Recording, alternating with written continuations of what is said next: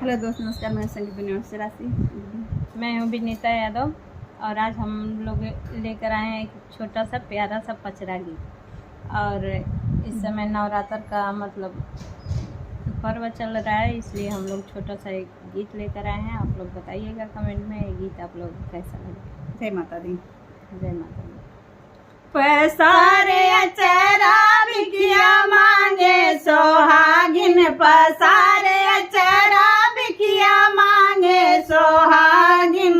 मैया के माथे विद्या भला शोभे, मैया के माथे विद्या भला शोभे। लगाए सिंदूरा बिकिया मांगे सोहागिन, लगाए सिंदूरा बिकिया मांगे सोहागिन।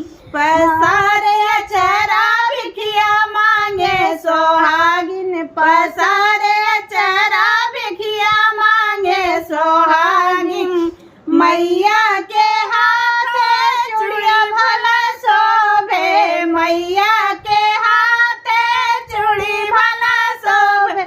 लगाव रंगवा लगाव मेहंदी बिकिया मांगे सोहागिन, लगाव मेहंदी बिकिया मांगे सोहागिन। पसारे अचरा बिकिया मांगे सोहागिन, पसारे अचरा बिकिया मांगे सोहागिन।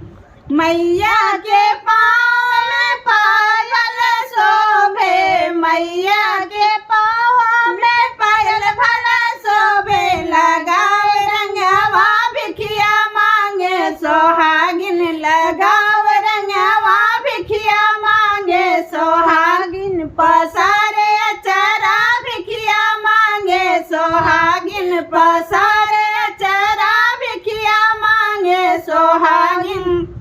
मैया के अंगों में चुनरी भला शोभे, मैया के अंगों में चुनरी भला शोभे।